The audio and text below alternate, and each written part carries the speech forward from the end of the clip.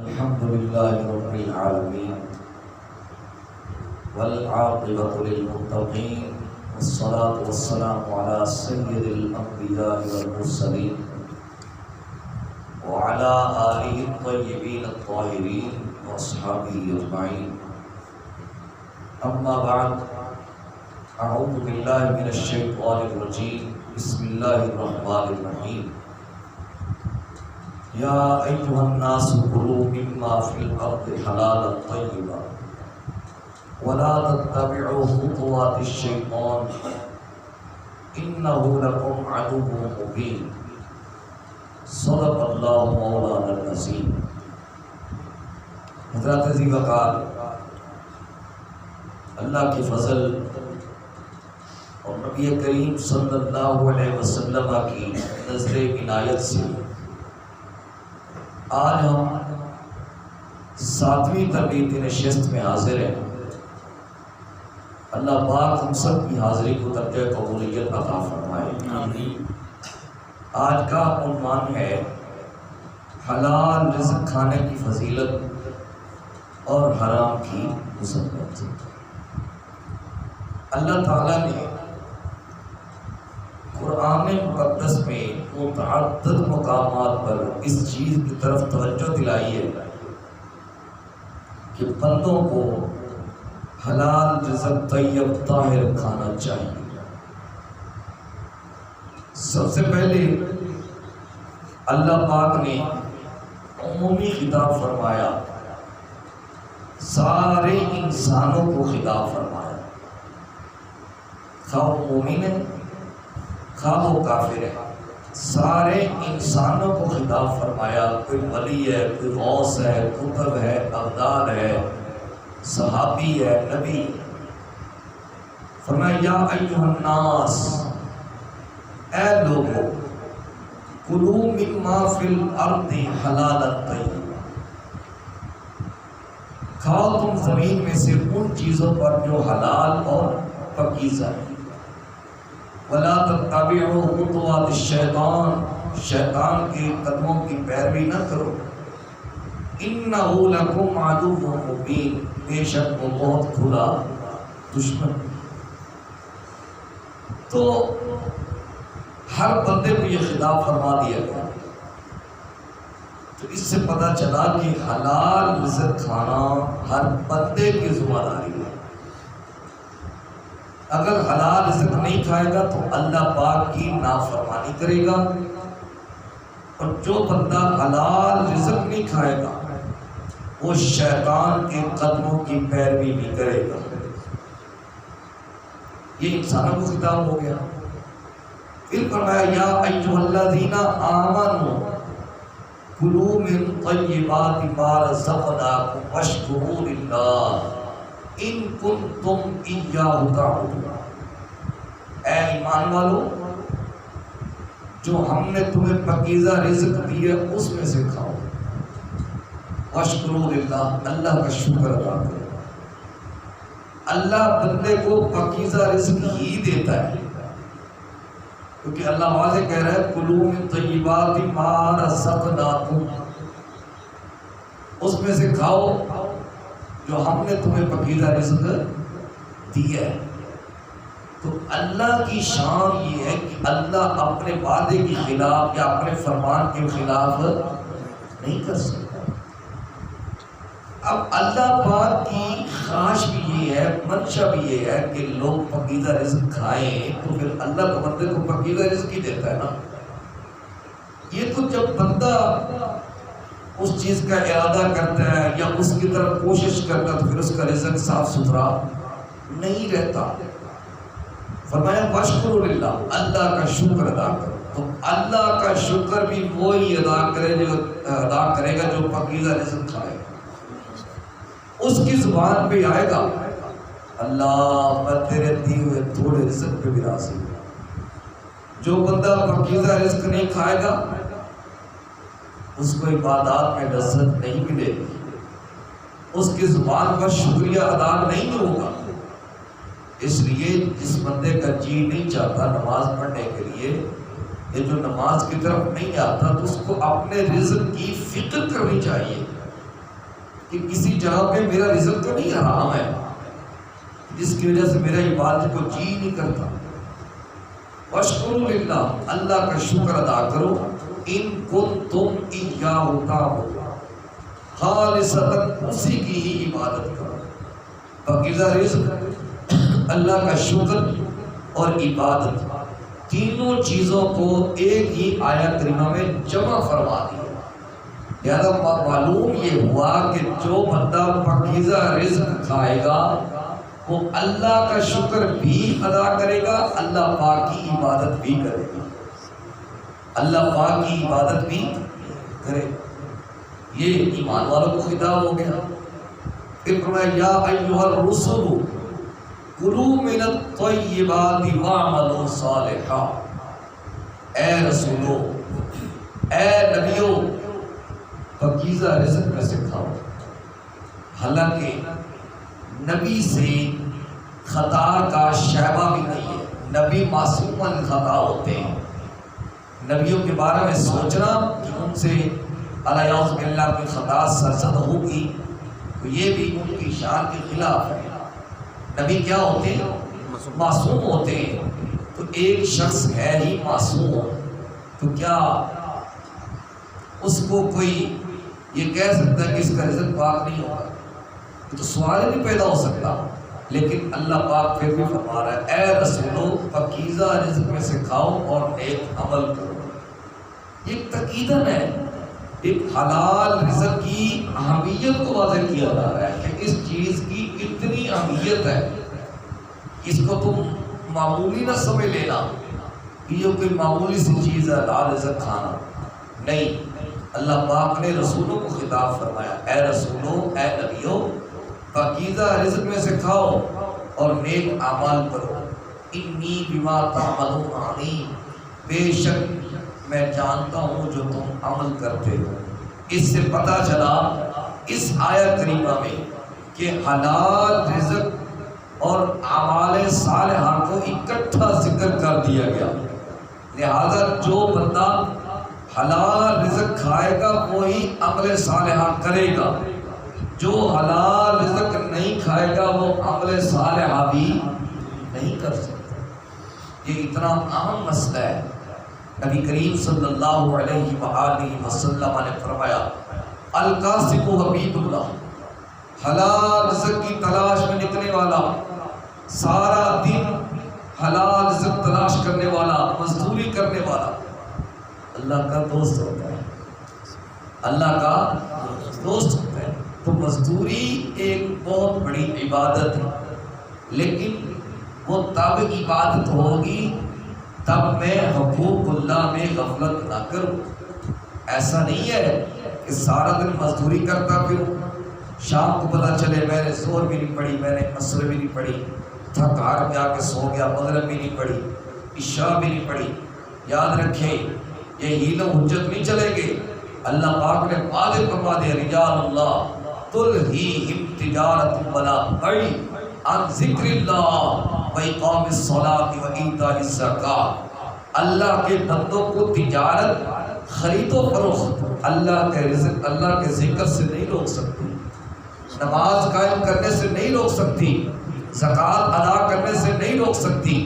اس کا مطلب یہ ہے جو بندہ تجارت کرے، خرید و فروخت کرے، مزدوری کرے، اگر وہ نماز پڑھے تو اس کو مبارک ہو کہ اس کا حساب کتاب یہ ہے کہ ہاتھ کار ولے دل یار ولے.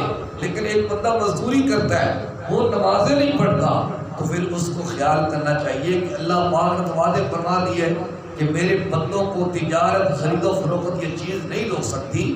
اگر وہ رکا ہوا ہے تو پھر اس کا مطلب یہ ہے کہ اس کے رزق میں کہیں نہ کہیں خرابی آ رہی ہے، اس کے رزق میں کہیں نہ کہیں خرابی آ رہی ہے.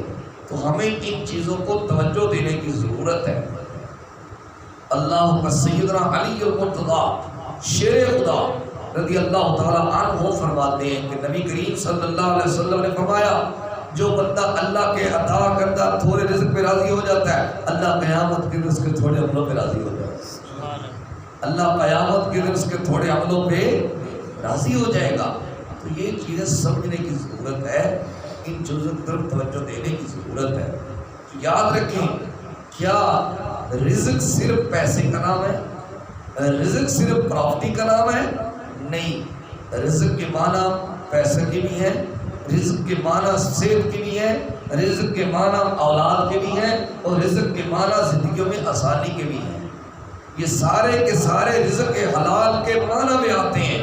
جس بندے کو اللہ پاک نے وسعت بھی دے رکھی ہے، بعض لوگ دیکھتے ہیں آپ کتنی وسعت ہوتی ہے، کتنی وسعت ہوتی ہے، لیکن ان کے اندر برکت موجود نہیں ہوتی۔ حلال رزق کی سب سے بڑی نشانی یہ ہوگی کہ وسعت کے ساتھ ساتھ اس کے رزق کے اندر برکت بھی موجود ہے۔ ٹھیک ہے، تو اس لیے جس بندے کو اللہ وسعت بھی دے دے، اللہ برکت بھی دے دے، اللہ اس کو اولاد بھی دے دے، اللہ اس کو صحت بھی دے دے، تو پھر اس بندے کو مبارک ہو کہ یہ بندہ حلال رزق کھانے والا ہے، یہ بندہ حلال رزق کھانے والا ہے۔ آئیے میں اس کی فضیلت میں ایک بات عرض کروں۔ اللہ کے جلیل القدر ولی ہیں حضرت ابراہیم بن ادم رحمۃ اللہ تعالی علیہ، یہ اپنی بات نقل کرتے ہیں۔ یہ ایک مرتبہ چلتے چلتے ایک بستی میں جا پہنچے، رات پڑ گئی، مسجد میں انہوں نے ٹھہرنے کا پروگرام بنایا۔ مسجد میں گئے تو مولانا صاحب نے یا انتظامیہ نے مسجد میں رکنے کی اجازت نہ دی۔ انہوں نے اصرار کیا، انہوں نے مزاحمت کی، تو سیدنا ابراہیم بن ادم رحمۃ اللہ تعالی علیہ ان کو انہوں نے مسجد سے مار مار کے باہر نکالا، تکلیف دی، اذیت دی، دکھ دیے۔ تو یہ چلتے چلتے ان کے جسم سے خون بہہ رہا ہے، زخموں سے خون بہہ رہا ہے، اتنا انہوں نے مارا۔ چلتے چلتے ایک حلوائی کی دکان پہ چلا، باہر بھٹے کے اوپر بیٹھ گئے۔ تو وہ نوجوان لڑکا تھا تو وہ اپنا کام کر رہا تھا، 2 گھنٹے تک وہ اپنا کام کرتا ہے۔ کتنی دیر تک؟ 2 گھنٹے تک، حالانکہ حضرت اس کے سامنے تشریف فرما ہے۔ اب یہ چاہیے تھا نا کہ جب وہ دیکھ رہا تھا کہ ایک بندے کے جسم سے خون بہ رہا ہے، اس کو تکلیف ہو رہی، تو اس کی کوشش کرے، اس کی عیادت کرے، ایسے ہی نا، اس کو پانی پلائے، اس کے جو زخم ہے اس کو پٹی وغیرہ کا انتظام کرے۔ لیکن 2 گھنٹوں تک وہ اپنا کام کرتا۔ جب 2 گھنٹوں کے بعد فارغ ہوا، اس سے کہا حضرت آپ کون ہیں، تو یہ آپ کے ساتھ کیسے ہوا؟ فرمایا میں تو بعد میں بتاؤں گا، پہلے تو بتا کہ میں اتنی دیر سے یہاں پہ بیٹھا ہوں، مجھے تکلیف ہو رہی ہے، میرے جسم سے خون بہ رہا ہے، تو نے میری طرف توجہ ہی نہیں دی۔ اس نے کہا حضرت بات یہ ہے کہ میں ان 2 گھنٹوں کے اپنے مالک سے پیسے لیتا ہوں، ان 2 گھنٹوں کے اپنے مالک سے پیسے لیتا ہوں، اگر ایک لمحہ بھی میں آپ پہ صرف کرتا تو وہ رزق میرے بچوں کے لیے حرام ہو جاتا۔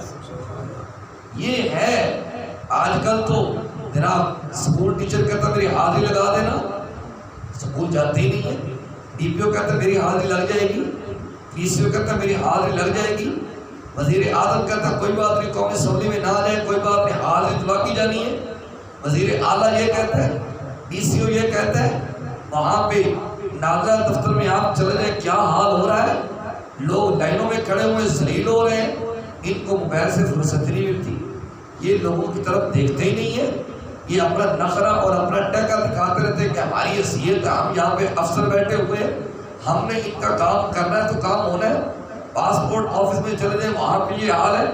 کیا خرابی نہیں ہے ہمارے اداروں میں یا ہماری ریاست میں؟ ہر جگہ پہ مجھے آپ بتائیں کام کرنے میں غفلت بڑھتی جا رہی ہے نہیں بڑھتی جا رہی؟ بڑھتی جا رہی ہے۔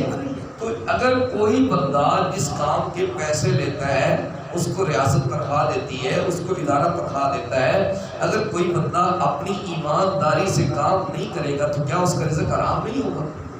ہوگا۔ تو اس کا مطلب یہ ہے کہ ہم مجموعی طور پہ اس چیز کے شکار ہو چکے ہیں کہ ہم اس کی وہ کیا کہتے ہیں کوشش ہی نہیں کرتے کہ ہمارا رزق پاکیزہ ہو جائے، بلکہ ہم آفس میں ٹائم نہ دے کے بہت بڑا فخر محسوس کرتے ہیں، جبکہ ہمیں فخر محسوس نہیں کرنا چاہیے۔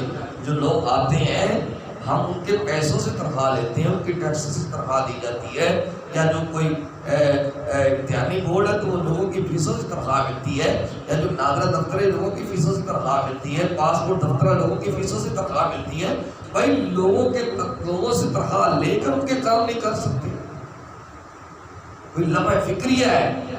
تو انہوں نے کہا اچھا تو اتنا حلال رزق کھانے والا ہے؟ کہا اللہ کا شکر ہے۔ اس نے کہا پھر آپ نے کہا پھر آپ تو مستجاب الدعوات ہوں گے، کہ آپ جو بھی دعا مانگتے ہوں گے اللہ آپ کی دعا قبول کرتا ہوگا۔ یاد رکھ لیں اللہ پاک کسی مومن کی دعا کو رد نہیں فرماتا، اس کی 4 صورتیں فوراً قبول ہوتی ہے، یا تاخیر سے قبول ہوتی ہے، یا اس کے بدلہ میں کچھ عطا کر دیا جاتا ہے، یا اس کی دعا کو محفوظ کر لیا جاتا ہے، قیامت کے دن اس کا بدلہ دے دیا جائے گا۔ اگر میری دعا قبول نہیں ہوتی، اگر مجھے عبادت میں لذت نہیں آتی، تو نبی کریم صلی اللہ علیہ وسلم کا فرمان میرے ذہن میں رہنا چاہیے۔ آقا علیہ الصلوۃ والسلام نے فرمایا اللہ مسافر کی دعا کو قبول فرماتا ہے، لیکن ایک مسافر ہے، اس کے چہرے پہ سفر کے اثرات ہیں، اس کے بال گرد آلود ہیں، اس کے کپڑے گرد آلود ہیں، اللہ اس کی دعا قبول نہیں فرماتا۔ صحابہ نے عرض کیا یا رسول اللہ صلی اللہ علیہ وسلم وہ کیسے؟ تو آقا علیہ الصلوۃ والسلام نے فرمایا اس کا کھانا اور پہننا اور پینا حرام کا ہوتا ہے۔ تو جس بندے کی دعا قبول نہیں ہوتی مجھ سمیت، ہمیں پھر غور و خوض کرنا چاہیے کہ اس کا مطلب ہے اللہ تو اپنے وعدے کے خلاف نہیں کرتا۔ اللہ تو فرما رہا ہے ادعونی استجب لکم، مجھ سے دعا مانگو میں دعا قبول کروں گا۔ اگر میری دعا قبول نہیں ہوتی تو پھر مجھے سوچنا چاہیے، مجھے غور کرنا چاہیے کہ کہیں پہ میں حرام رزق تو نہیں کھا رہا، کہیں پہ ڈنڈی تو نہیں بج رہی، لوگوں کے ساتھ دھوکے کر کے چیزیں تو نہیں بیچ رہا، لوگوں کو چیزوں کی خامیاں بتائے بغیر چیزیں فروخت تو نہیں کر رہا، کہ ساری خوبیاں بتاتا ہوں، میرا مال اچھا ہے، میرا ٹریکٹر اچھا ہے، میری گاڑی اچھی ہے، فلاں اس کی خامی بیان کروں نا۔ جب اس کی خامیاں بھی لوگوں کے سامنے رکھوں، پھر اس کی مرضی ہو تو سودا لے جائے، نہ ہو تو نہ لے۔ اللہ نہ خیر صلی اللہ، ہم تو گناہ گار نہیں نہ ہوں گے۔ ہم کہتے ہیں اگر یہ چیز بتائیں گے تو چیز کون لے گا؟ بھئی یہاں پہ تو آپ چیز بیچ لیں گے، کل قیامت کے دن اللہ کی عدالت میں حاضر نہیں ہونا، رسول پاک کا سامنا نہیں کرنا، ان لوگوں کا سامنا نہیں کرنا کہ جن کے پاس کھانے پینے کے لیے 3 سال تک کچھ نہیں ہوتا تھا، ان کا سامنا نہیں کرنا۔ کیا ہم نے اسلام کے جو عالم بردار ہیں جنہوں نے ہم پہ قرض چھوڑے ہیں، جنہوں نے کئی دن کچھ بھی نہیں کھایا، کیا ہم نے ان کا سامنا نہیں کرنا؟ ان کے سامنے جانا ہے۔ تو اس لیے دھوکے سے کیا ہوگا، عارضی فائدہ تو ہو جائے گا، دنیا میں تو سکھ کا سانس لے لیں گے، وہ بھی بغیر برکت کے، تو کیا کل ہم نے رسول اللہ کے سامنے پیش نہیں ہونا؟ اس لیے ان چیزوں کی طرف توجہ دینے کی ضرورت ہے۔ تو آپ نے کہا بھی آپ تو بڑے مستجاب الدعوات ہوں گے۔ اس نے کہا یہ ایک دعا مانگی ابھی تک وہ قبول نہیں ہوئی۔ کہا وہ کون سی؟ اس نے کہا میں نے اللہ سے عرض کیا اللہ یہاں پہ تیرا ایک ولی ہے ابراہیم بن ادم، اس کی مجھے زیارت ہی کروا دے۔ تو ابراہیم بن ادم فرمانے لگے یہ تیری دعا ہے تو مسجد سے مجھے یہاں تک لے آئی ہے، میں ہی ابراہیم بن ادم ہوں۔ پھر اس نے کہا میں نے ایک اور دعا مانگی تھی کہ جب اس کی زیارت ہو جائے تو میری روح کب سے ہنسی سے پرواز کر دے۔ فوراً وہ جو نوجوان زمین پہ لیٹا، اس کی روح کب سے ہنسی سے پرواز کر دے۔ تو یہ حلال رزق کی فضیلت ہے۔ تو اس لیے اپنی پوسٹڈ ٹائم پورا نہ دینا، اس کی غفلت برتنا، یہ حرام کے زمرے میں آتا ہے، اور اس میں بہت زیادہ احتیاط کی ضرورت ہے۔ رشوت لینا حرام ہے، سود حرام ہے، جو بندہ سود لیتا ہے یاد رکھ لیں نبی کریم صلی اللہ علیہ وسلم کا فرمان ہے سود کے گناہ کے 70 درجے ہیں، سب سے نچلا درجہ یہ ہے جیسے بندے نے اپنی سگی ماں کے ساتھ بدفعلی کی، یہ سب سے نچلا درجہ ہے۔ بھئی سیدھی سی بات ہے، اللہ پاک نے فرما دیا یا ایھا الذین آمنوا اتقوا اللہ وذروا ما بقی من الربا، اے ایمان والو اللہ سے ڈرو، سود کو چھوڑ دو، ان کنتم مؤمنین، اگر تم مومن۔ اس کا مطلب ہے سود اور ایمان اکٹھے نہیں رہ سکتے، جہاں پہ سود ہوگا وہاں پہ ایمان نہیں ہوگا، جہاں پہ ایمان ہوگا وہاں پہ سود نہیں ہوگا اللہ کے اس فرمان کے مطابق۔ تو یہ مسائل پیدا کیسے ہوتے ہیں؟ یہ گھر سے مسائل چلتے ہیں، جب بندہ اپنی نفس کی تکمیل کے لیے بڑھتا ہے کہ میں نے اب یہ بھی کرنا ہے، یہ بھی کرنا ہے، یہ بھی کرنا ہے، عید پہ بھئی ٹھیک ہے گنجائش اللہ نے مصحف برکت دی ہے تو لینا چاہیے، اگر نہیں گنجائش ہے تو ایک سوٹ سے بھی گزارا ہو سکتا ہے، ٹھیک ہے نا. اگر ایک سوٹ لینے کی بھی گنجائش نہیں تو کیا جو پرانے کپڑے ہیں کیا ان کے اندر عید کی نماز قبول نہیں ہوتی ہے. اگر اللہ نے اس سال وسعت نہیں دی تو اس میں زیادہ پڑھنے کی ضرورت کیا ہے. لیکن ہم کیا کرتے ہیں 50,000 روپے کے کپڑے گھر والوں کے خریدے جا رہے ہیں. یہ خود ساختہ چیزیں ہیں. اور کچھ عورتوں کا بھی اس میں کردار ہوتا ہے کہ عورتیں بھی بندے کو اس کی طرف بات میں نے فلاں چیز لینی ہے, میں نے فلاں چیز لینی ہے, فلاں چیز لینی ہے. وہ اپنے میاں صاحب کی وسعت دیکھیں نا. اگر وہ وسعت ہے تو ٹھیک ہے, ڈیمانڈ کرنی چاہیے. لیکن اگر وسعت نہیں ہے تو نہیں کرنا چاہیے. اور اس کا ایک حال یہ ہے اگر وسعت نہیں ہے تو ہم اپنے گھروں میں تربیتی کیمپ کریں, ان کو بتائیں, اپنے بڑوں کی اقدار بتائیں, انہوں نے اس طرح زندگی بسر کی ہے. حضرت عائشہ صدیقہ رضی اللہ تعالیٰ عنہا فرماتی ہے کئی دن تک رسول کریم صلی اللہ علیہ وسلم کے گھر میں ظاہری طور پہ کھانے پینے کے لیے کچھ بھی نہیں ہوتا, لیکن ان کے زبان پہ کچھ شکایت نہیں ہے. لیکن سیدہ صدیقہ رضی اللہ تعالیٰ عنہ آپ نے کہا کہ بھائی کوئی حلوہ بنایا جائے میٹھا, تو اہلیہ نے کہا کہ آپ کی تنخواہ اتنی ہے تو نہیں ہے اس میں. کہا چلو ٹھیک ہے, تو آپ کی تنخواہ آتی رہی آپ کی اہلیہ نے اپنے خرچے سے تھوڑا سائڈ پہ کیا. تو ایک دن آپ کی خدمت میں حلوہ پیش کیا, تو کہا یہ حلوہ کہاں سے آیا؟ تو آپ کی اہلیہ نے کہا کہ جو آپ مجھے پیسے دیتے میں اسے تھوڑے بچاتی رہی, تو میں نے آج وہ اتنے سے پیسے ہو گئے تھے تو آپ حلوہ پیش کر دیا. آپ فوراً وزیر خزانہ کی طرف لگے کہ بھائی صدیق کی تنخواہ سے اتنی تنخواہ کم کر, صدیق کی تنخواہ سے اتنی تنخواہ کم کر. یہ تربیت کرنے کا انداز ہے. ہم خود اپنی جو خواتین ہیں ان کی ذہن سازی کریں.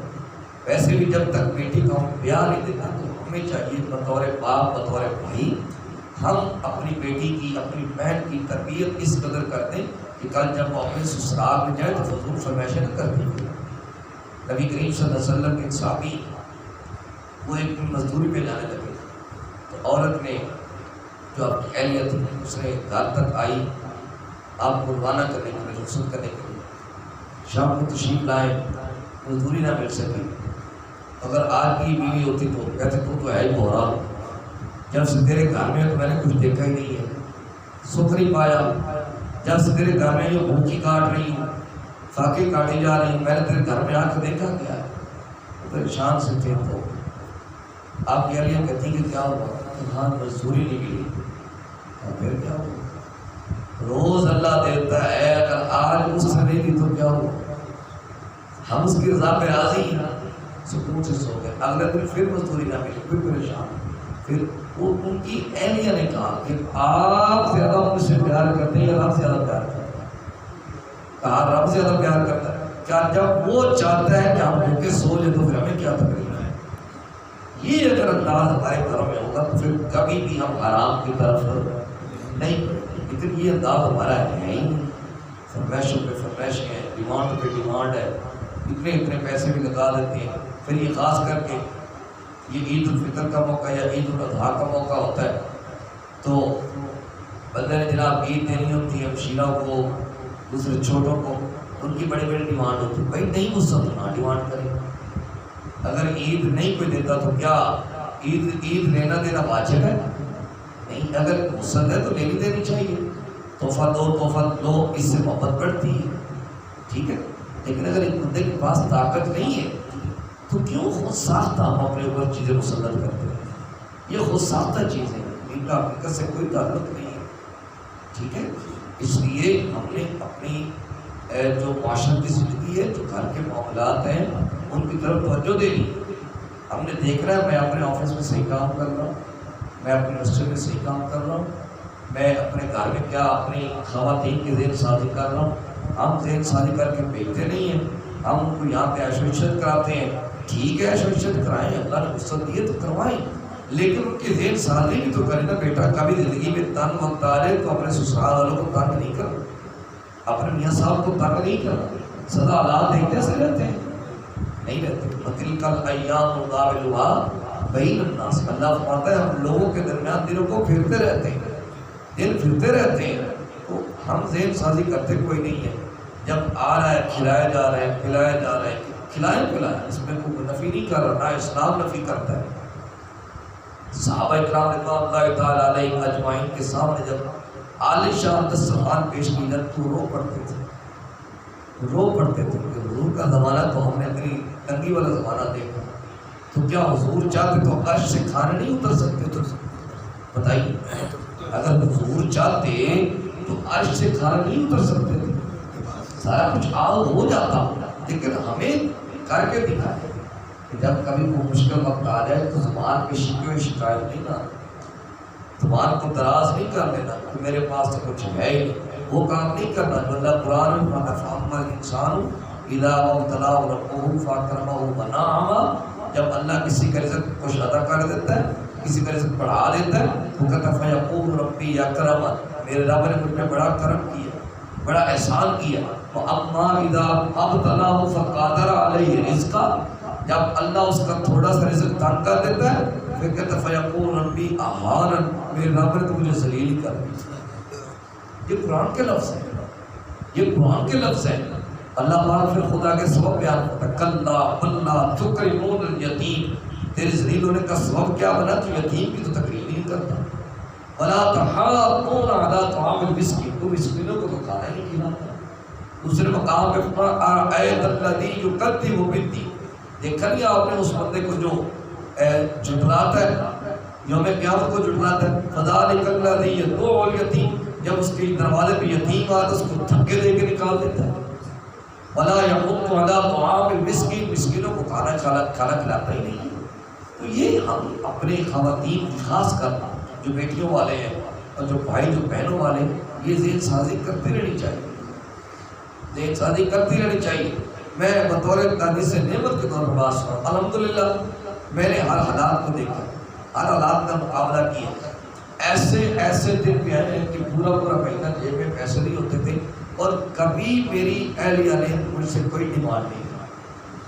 جب وسعت ہوتی تو کر بھی لیتے ہیں، کوئی حرج کی بات نہیں، لیکن ذہن سازی تو ہوئی ہے نا، تو ذہن سازی اس انداز میں ماں باپ کو کرنی چاہیے، بھائیوں کو اپنی بہن کی ذہن سازی کرتے رہنا چاہیے، اس کی تربیت کرتے رہنا چاہیے۔ بیٹا کل تمہیں کسی کے گھر جانا ہے، تیری شادی ہونی، تیرا بیاہ ہونا ہے، تو تم نے وہاں پہ جا کے ڈیمانڈیں نہیں کرتے رہنا۔